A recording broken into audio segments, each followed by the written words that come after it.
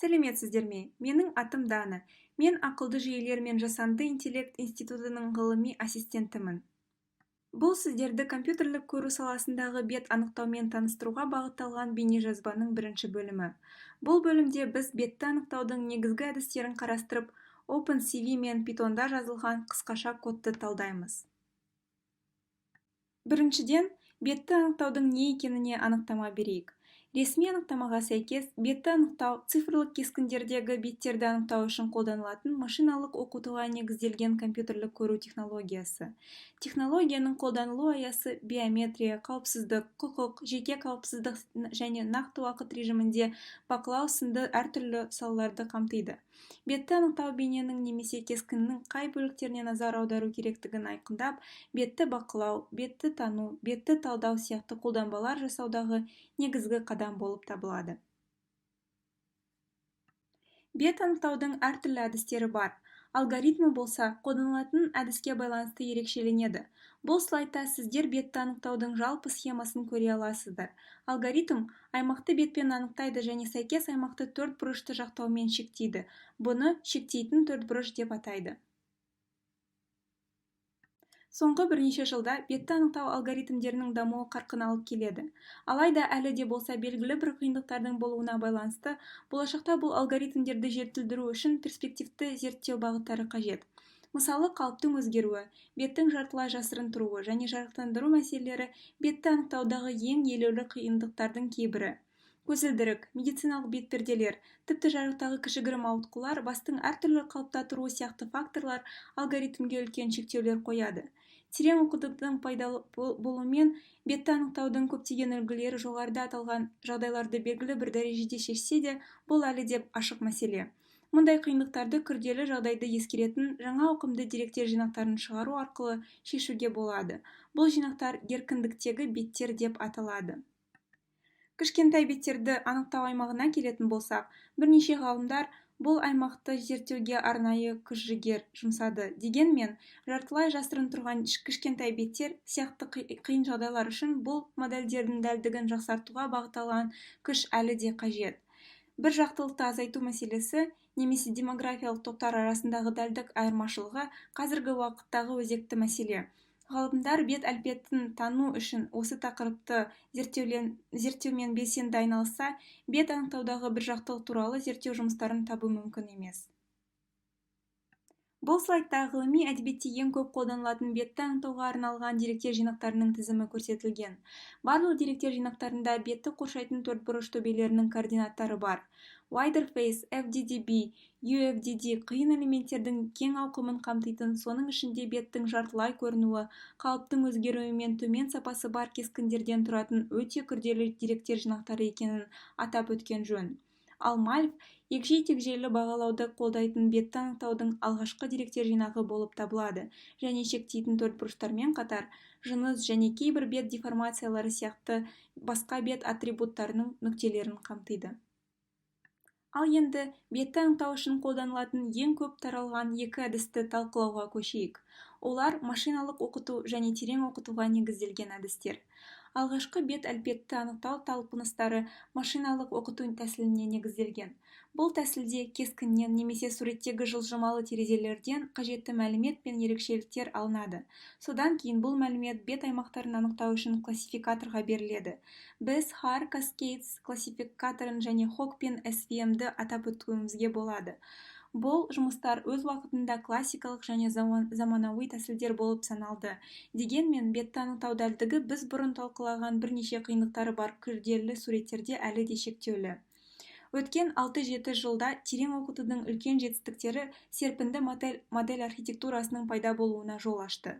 Соңғы модельдердің арасында RCNN негізіндегі архитектуралары, пирамидалық құрылымы бар желілік модельдерді атап өтуге болады.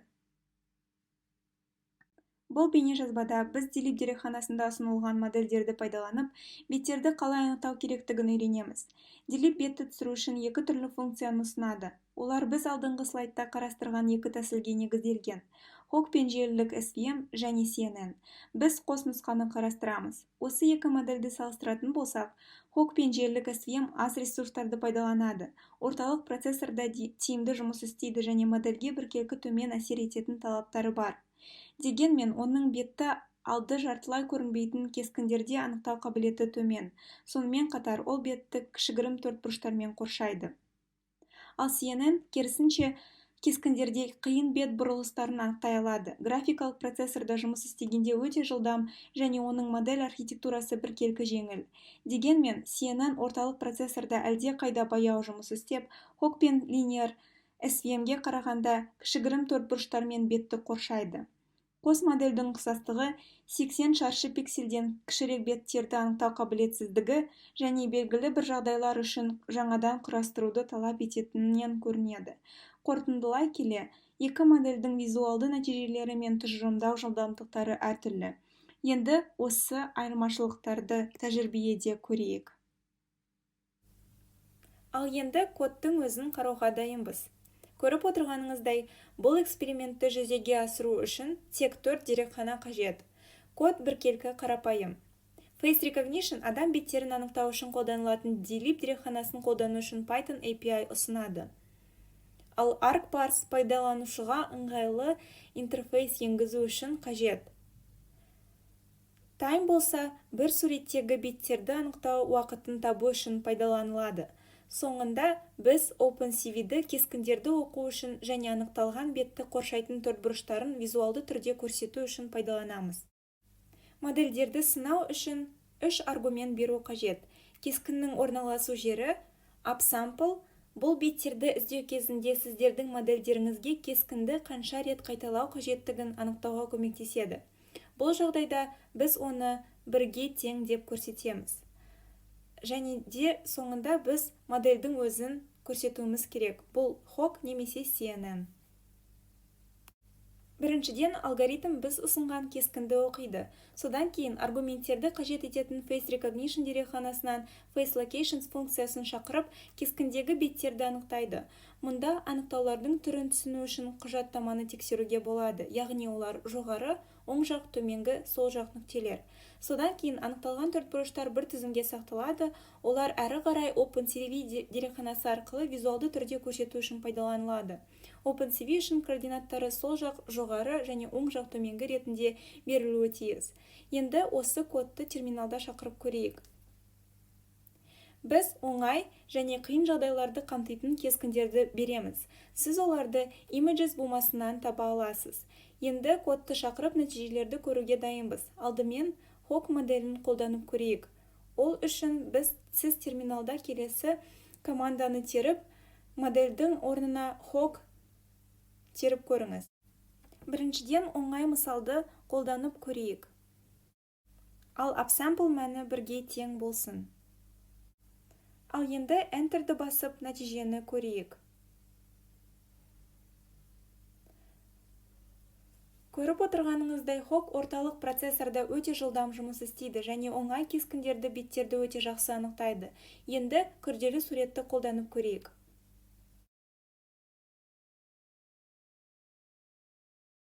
Ол үшін біз дәл сол команданы алып, image аргументінің орнына example 1-дің орнына example 2 кескінін таңдап көрейік. Бұл жағдайда бетті анықтау жылдамдығы әлі де жоғары, бірақ күрделі кескін үшін анықтау дәлдігі төменірек. Себебі көріп отырғаныңыздай 3 адамның беті анықталмаған. Upsample аргументінің мәнін өзгертуге тырысайық және нәтиженің қалай өзгеретінін бақылайық. Ол үшін біз upsample 1-дің орнына 2-ні таңдаймыз. Көріп отырғаныңыздай, upsample 2 мәнімен нәтиженің жақсарғанын байқай аламыз. Бір ғана адамның беті анықталмады, 3 адамға қарағанда. Ал енді CNN моделіне көшуге дайынбыз. Ол үшін бұрынғы пәрменді теріп тек модельді өзгертулеріңіз керек.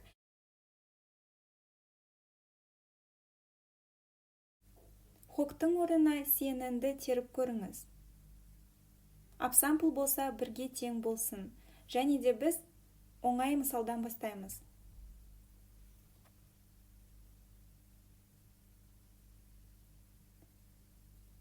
Енді сіз оның хокқа қарағанда әлде қайда баяу жұмыс істейтінін көресіздер, алайда анықтау дәлдігі өте жоғары. Енді күрделі суретті қолданып көрейік.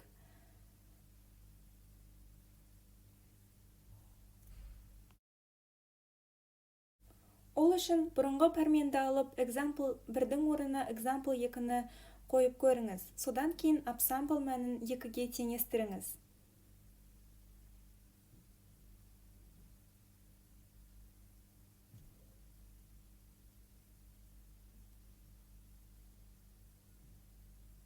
Бұл жағдайда бетті анықтау үдерісі ұзағырақ уақыт алды, бірақ хокпен салыстырғанда upsample 2 мәнімен барлық адамдардың беттері анықталды. Ал хок моделімен upsample 2 мәнімен дәл осы суретте бір адамның беті анықталған жоқ. Сонымен, біз бұл екі модельдің арасындағы айырмашылықты іс жүзінде көрдік. Хок әлде қайда жылдам жұмыс істеді, алайда CNN күрделі кескіндерде хокқа қарағанда беттерді дәлірек анықтады. Назарларыңызға рахмет.